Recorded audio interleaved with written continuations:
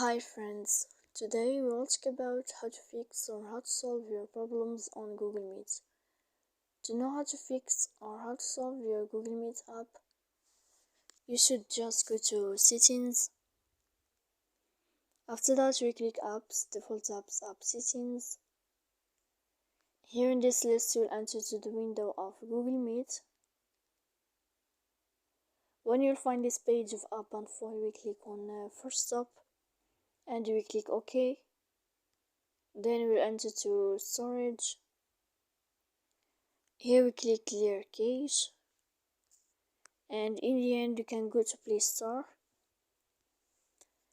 You will find your Google Meet here as you see, and you can click uninstall, and you can wait a moment to install again your app.